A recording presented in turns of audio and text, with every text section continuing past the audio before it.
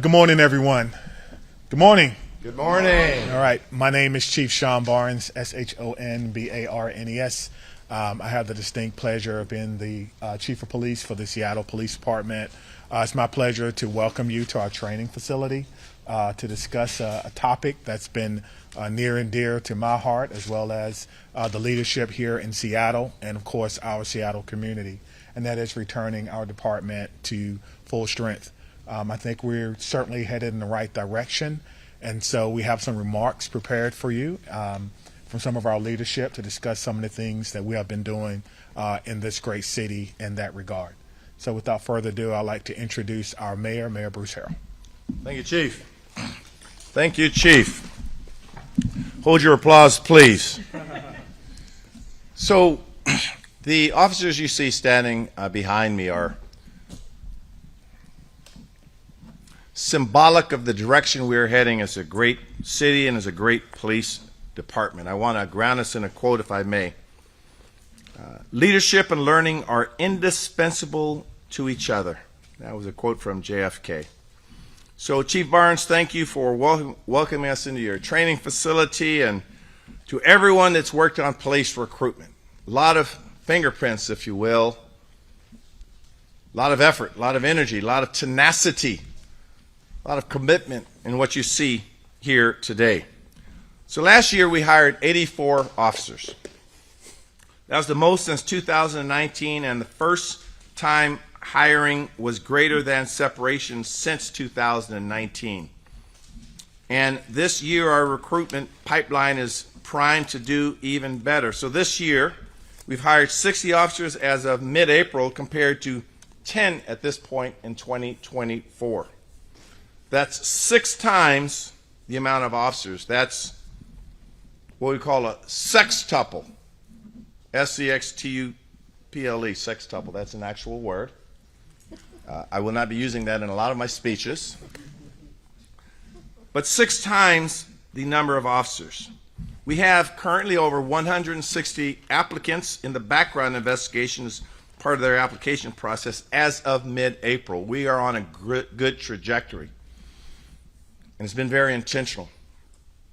We received over 1,200 applications this year by the end of first quarter compared to under 700 at the same point last year. We have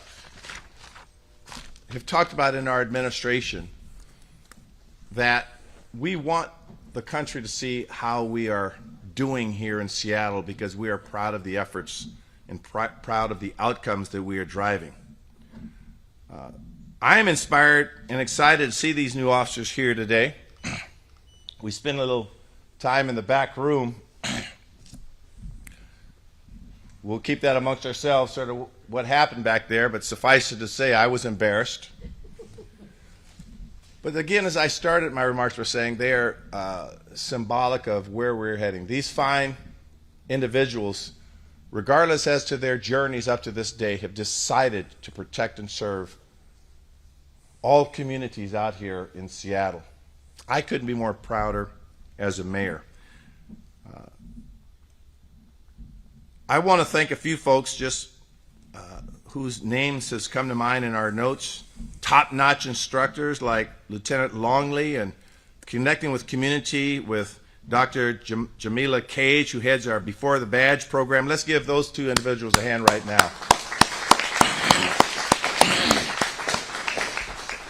You're going to hear from Chair of Public Safety, Councilmember Bob Kettle, and Council President Sarah Nelson as well. I want to recognize Councilmember Mark Solomon is here. This is truly a team effort. Now, a few remarks about these new hires.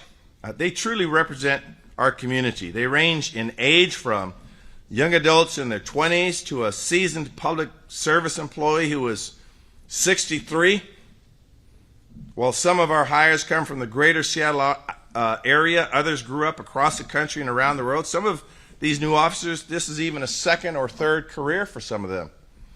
We have former paramedics, healthcare workers, military members, lawyers, tech employees, even a former tour boat captain. Different life experiences, different journeys. That's what makes an organization great.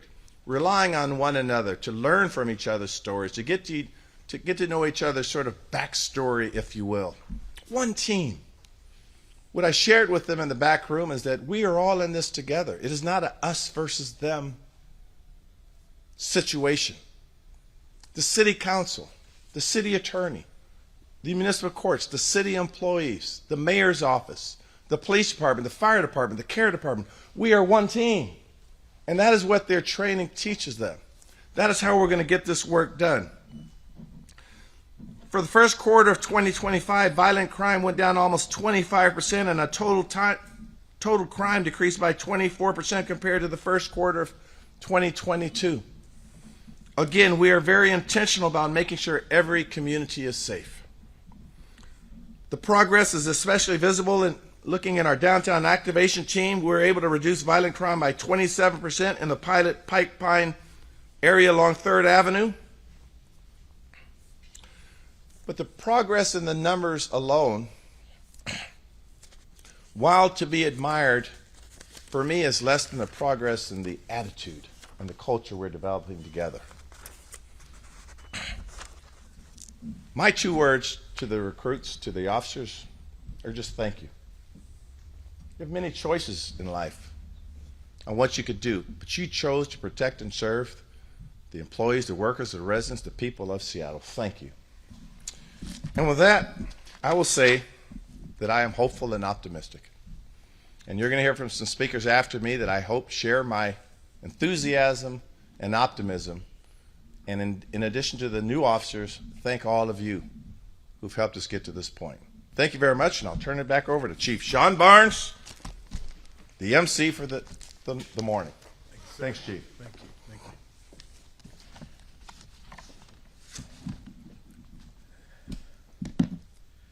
you. I want to start my remarks by acknowledging the challenges our department and many other departments across the country have faced over the last 4 years in regards to recruiting.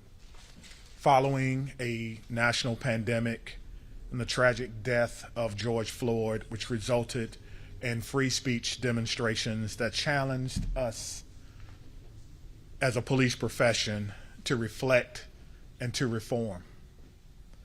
Today, our police force currently stands at over 1,000 officers and faces a shortage of about 260 officers. Despite this, we are committed to rebuilding and strengthening our ranks with qualified public servants from across the country, the state, and of course here in Seattle.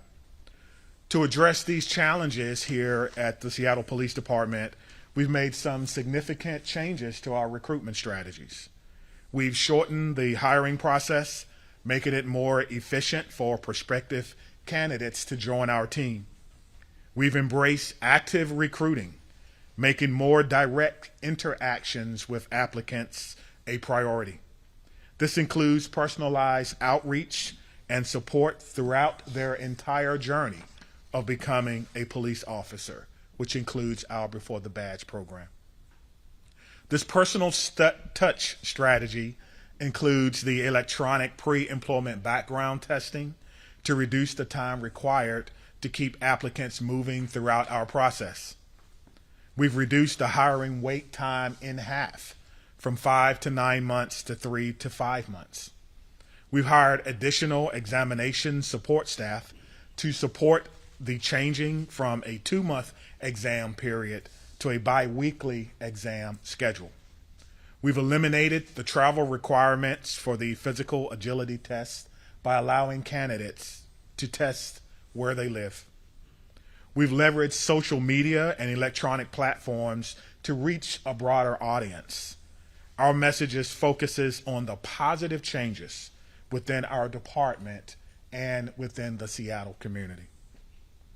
Thanks to the leadership of our mayor and city council, we are offering generous signing bonuses and salary increases to qualified employees.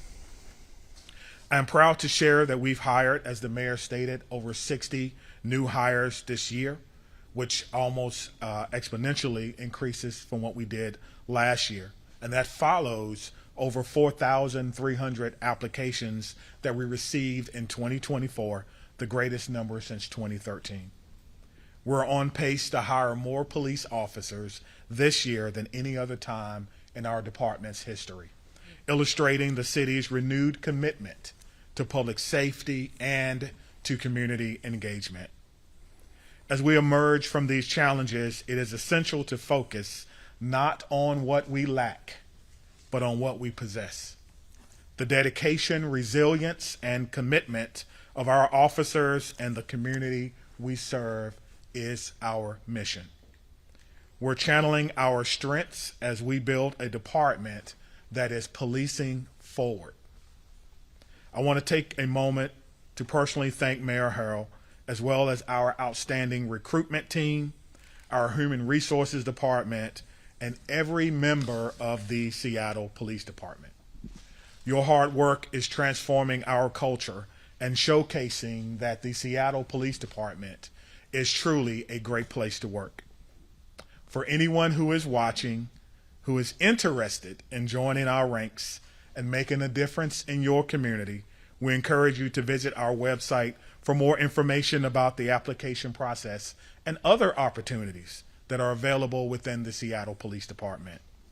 My goal, our goal, is to reinforce that while at the same time we're working to make sure we're fully staffed, that we're also working to ensure that every officer, every employee within the Seattle Police Department feels valued and supported. Thank you for your time and listening to my comments. At this time, I will be bringing up Council Member Kettle, who chairs our Public Safety Committee.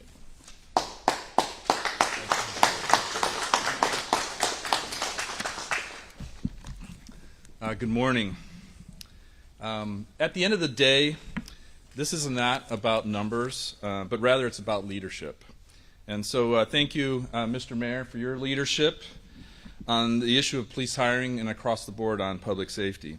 And also thank you, Chief Barnes, for stepping up and taking on this leadership challenge to ensure that the gains that we've made are cemented and built upon. Key in this effort as well is leadership at the Seattle Council regarding police hiring, but more broadly, the environment, creating the environment that is supportive while maintaining accountability of our constitutional policing here in this city. It's about the overall showing up at roll call. It's about going to community meetings and being on the street. It's also about passing legislation that can assist the mayor, Chief Barnes, and the entire public safety system to help set up our city for success. So thank you, Council President Nelson, for your work as Chair of Governance and Accountability for the recruitment bill, which directly ties to what we're here today, but also the incentives bills passed out of Council. I also like to highlight and a thank you to Councilmember Joy Hollingsworth for the technology pieces that came out of her committee and the Council overall. These bills, along with the labor agreement, the interim labor agreement, and those passed out of our Public Safety Committee, show that we understand that while we're not part of the chain of command for the Seattle Police Department, we do have our leadership responsibilities too, and we're acting on them. To close, I want to thank those who work on this day to day, either at the Seattle Police Department or at the Public Safety Civil Service Commission, for their work is very important. And then finally, to the men and women of Seattle Police Department, thank you for your service. And given that we have the recruits behind me, I also want to thank all the recruits. A lot of them I met through the Before the Badge program for the work that they're doing, for them stepping up and taking on this public service role to help our public safety posture, to help our city. So thank you as well. Again, I really appreciate the opportunity to come here to highlight that this is a One Seattle team effort, that we're doing our part, Mr. Mayor, on the City Council. So thank you.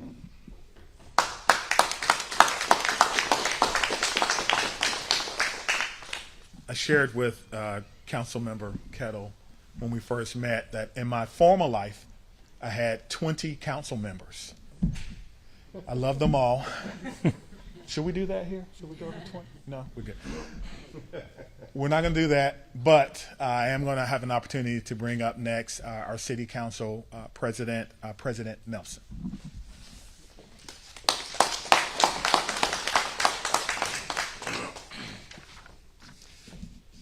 Well, good morning, everyone. You know, I've always said that nothing is more critical to improving public safety in the city of Seattle than building back SPD staffing levels.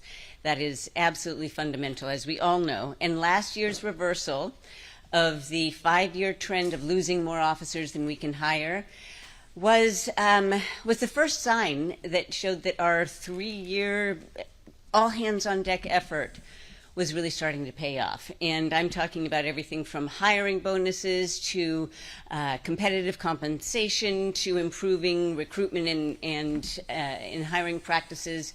And that is Ordinance 127026, which mandated the report that we're learning from right now. All of that made a difference. And that was the result of layers of legislation and then plus so much tremendous work from the executive. Thank you very much, and our accountability partners, etc. So I just want to note that we see, of course, that it takes a village and time to build a police department back that reflects Seattle's values and also engenders trust. And that is, of course, always a work in progress. And it's going to take all of us to make sure that we're still on hands on deck to as we move forward, and I'll be monitoring the progress going forward. But basically, my message today is to our recruits: thank you very much for your dedication to taking on keeping Seattle safe, and also to anybody out there who is listening. If you're considering a career in law enforcement, definitely put Seattle at the top of your list. So, thank you very much, everyone.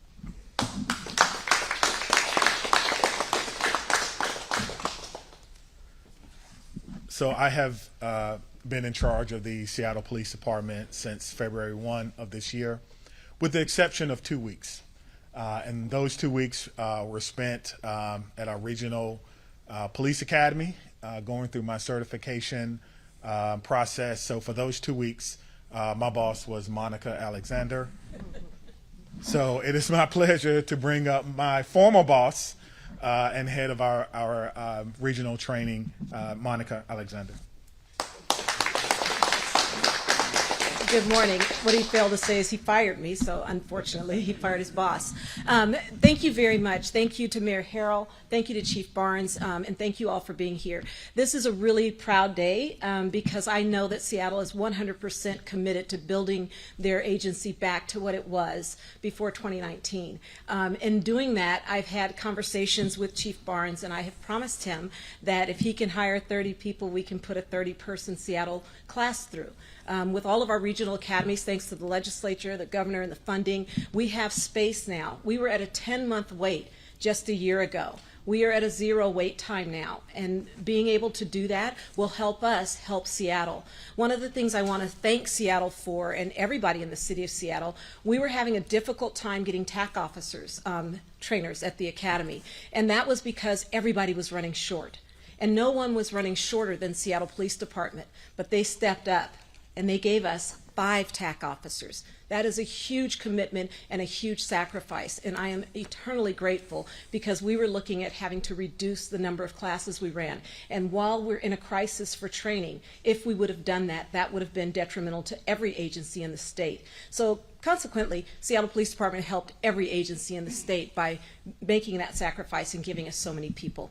I am happy to be a part of this because I do believe in what Seattle Police Department is doing. I have seen amazing recruits come through. We have had a class that had a total of 14 out of 30 people in one class from Seattle Police Department. That says that the recruitment, before the badge, and all of the leadership is doing something really, really great. And when I see that many people, I know that things are truly turning around, and it takes all of us. And I love the idea that I have the opportunity to be a part of this. So I just want to say thank you again to the mayor, the chief, and everybody that is supporting Seattle. Seattle is all of our city. Whether we live here or not, we all go to the sports events, we all go to the restaurants, we all take a part in Seattle. Seattle. So let's be a part of making it what it has always been, just an amazing city. So thank you so very much, and I appreciate the time to speak.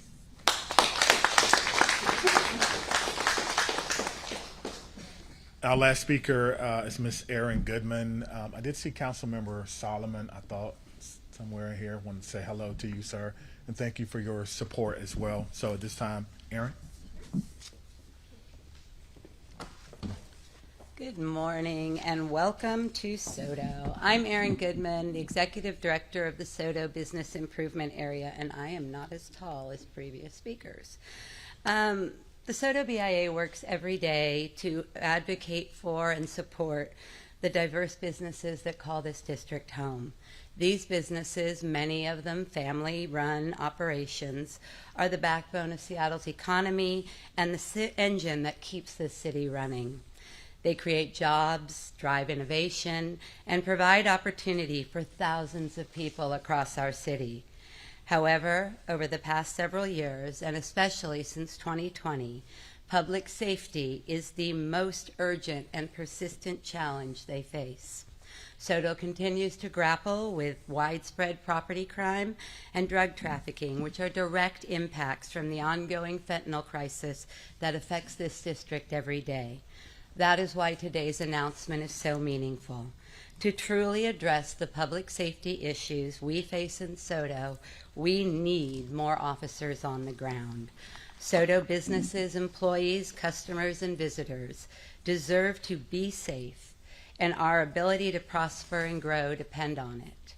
A visible and dependable police presence is essential to restoring confidence and supporting a thriving industrial and commercial district.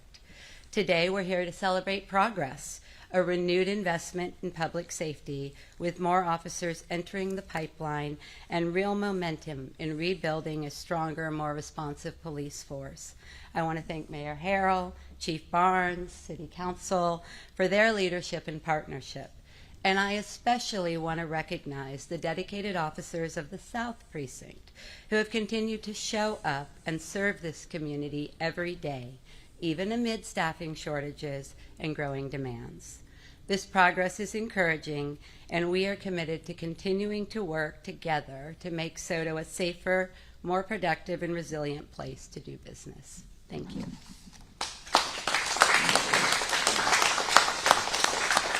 Thank you, Erin. Thank you for your words. Okay, so that ends our formal remarks, and I just close before we take a few questions by saying thank all of the speakers as well. I said in my opening remarks, it certainly is a village-type effort, and it all sort of culminates in the outstanding police officers that we have standing with me, so thank you once again. And are there any questions? We'll take a few. Mayor? Okay, so Jamie, can you help me just call on them, because I'll start off with Chris, since you were the first student and you were pretty aggressive with your hand. Chris Daniels, you got the first one. It's a question for both you, Mayor, and the Chief. The Yes. Chief very optimistic last week when we talked, thinking you could hire 200 cops by the end of this year. What does that mean for the long-term police strategy and the short-term strategy in terms of your public safety plan? Yeah, so Chief, I'll take a first shot at it, and I want to make it very clear that in our total public safety strategy, and I want to acknowledge that we have our Chief Public Safety Officer, Natalie Walton Anderson, here with us, that it just doesn't rely on the police recruits, the new officers. That is a fundamental part of it. But it also results in the changes we made in our fire department and our recruitment of our care department officers as well, in addition to our park rangers. And so we're looking at a very holistic approach with respect to the numbers themselves and what we're projected on trying to accomplish. Chief, would you like to say a few words there? Chris, what it really means is that I'm pushing and encouraging and providing the resources that our recruitment team, our human resources department needs in order to get the job done. I think that just looking at the number of applications that we're getting in and the quality of application makes the process easier. When the quality of the applicants that are coming into the Seattle Police Department is good, the background processes are shorter, which means we can push more people through the process and get them ready to go to the academy. We're also seeing increases in people who want to lateral. That means that people who are currently certified as police officers in other states and even in the state of Washington want to be a part. I've received emails and phone calls myself from police officers who I have gone to school with, who they have sons that want to come over. I received a call from a friend of mine that I went to a class with. His son's a police officer in Atlanta, wants to come to Seattle.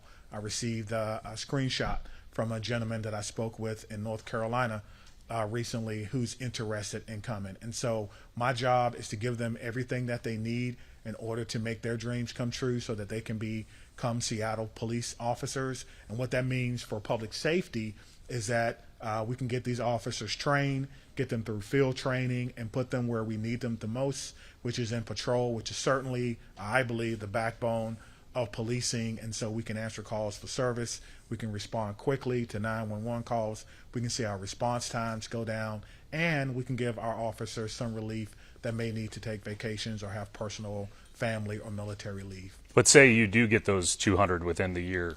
How do you equate it? I mean, what is your goal here with response times, with the public safety numbers, the violent crime, investigations? How does 200 extra officers actually impact the police department? Sure, I think it impacts it tremendously. Again, with response times, having more officers with unobligated time gets us to places quicker. It helps us with some of our crime prevention strategies where we're looking at crime and some of our priority areas that have historically been an ongoing challenge for us. So, people say you can do more with less. You really can't sometimes. You do need the people. This is a people job, right? We can't send computers out to do it. We need people to do it. And so I think that's going to help us tremendously. In fact, I know it. And it also means that we're going to be strategic about where we place people and making sure that we start, number one, with our patrol first and making sure that they are supported and that they have the men and women to do the job. When someone calls 911, you know you're going to get someone qualified and ready to handle business. Okay, I'll take a few more questions. My ask would be to keep to one question each and try and keep your questions concise because we don't have a lot of time. So, Erica? Question for Chief Barnes. Sure. Erica Barnett from Public Cola. I don't think we've met. Hi. I can't help but notice that most of the people behind you are men. One of your goals is to hire a 30% female recruit class by Absolutely. 2030. So what are you doing toward that goal? Sure. I'm glad you asked that question. So I looked at those numbers, and those numbers are not exceeding my expectations. Last year, we hired 10 females. This year, we've hired 5. So we still have some work to do on that. I'm certainly probably one of the first supporters of 30 by 30. Maureen McGough is a close personal friend of mine. And so I had a conversation this morning with staff about making sure that we give a second look to any applicant of a female applicant before we give them a rejection letter, like what's going on there, making sure that we have an additional layer, if you will, of quality control. But, a lot of police departments struggle with that. But I think for me, it's making sure that any applicant, no matter your demographics, that Seattle Police Department is a place for you. People sometimes don't understand or underserved minority recruiting, whatever term you want to use. You don't recruit what you want, you recruit who you are. And so we're trying to show people that Seattle is a place for everyone. That's my strategy. And do the discrimination lawsuits concern you on that front? I think anything that doesn't show our department in a positive light concerns me. I'm very concerned about the branding of this police department and who we really are. Every police department goes through their bumps in the road, but my job is to show everyone who we are. We are a service, dedicated, selfless service, community policing agency that's willing to partner with anyone in order to reduce crime, and not only reduce crime, but make people feel safe. That's who we are. And so you will see that. I talked a lot about that when I talked to staff about who we are. What's our brand here?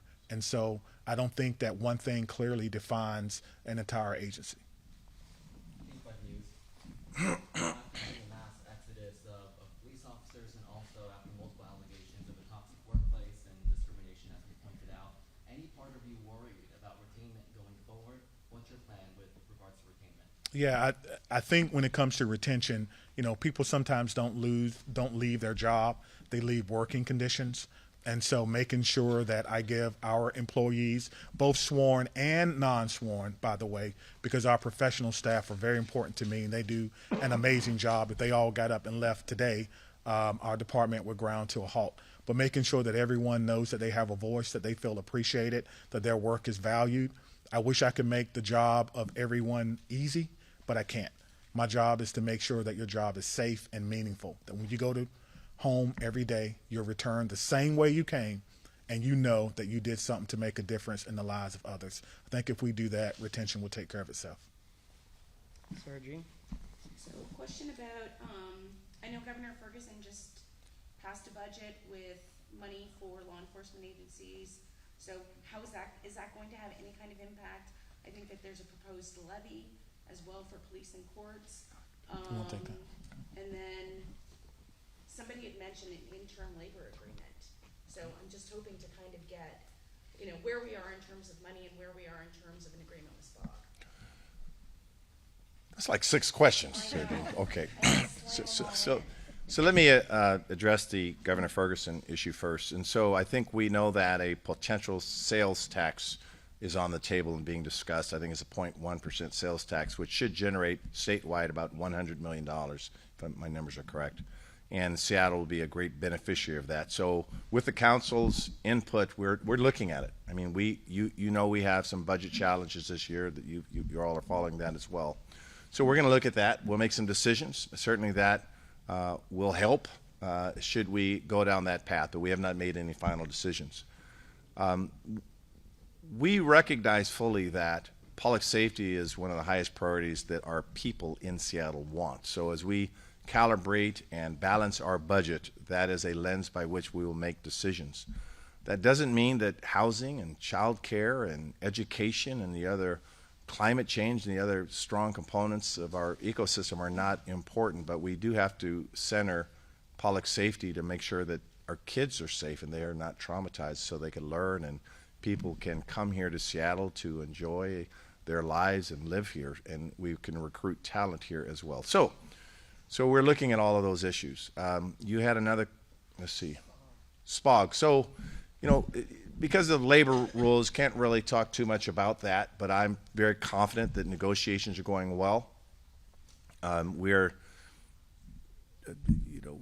get updated and I give input, and the council are our partners in that. I think you see just by how we refer to one another that we're all in this together. So I'm confident we'll have a good agreement that will make sure that everyone's protected, and we feel really good about it at the end of the day. So we're heading down the right road. Okay, Claridge? Christine Claridge, Axios, thank you. Are people starting to say that they're feeling safer? Well, that's a great question. This weekend, I spent a lot of time out in 3 parts of the city just talking to folks, and they feel very optimistic about where we are heading. They are also very honest that there are parts of Seattle that they continue to be concerned about. We know that homicides, for example, are down 27.5%. We know that violent crimes are down 11%. We know that crimes across all categories are down 18%. Okay? So we are a data-based city. We drive with data and statistics. We are nationally recognized for our ability to create dashboards and open up the numbers such that everyone could see. But I will share with you those numbers mean absolutely nothing until I have everyone saying that they feel safer. And I can walk, I've said the analogy before, I could walk downtown in some of our worst areas. I could walk around SoDo, Aaron, with my granddaughters and feel good about it. So we listen to folks. People are feeling really good about the trajectory we are on. This is good news for them. So it really depends on who you're talking to at what point of the day. And I've got to also say that in recruiting, you know who some of the best recruiters are, right? They're the officers themselves. Say, come be part of this team.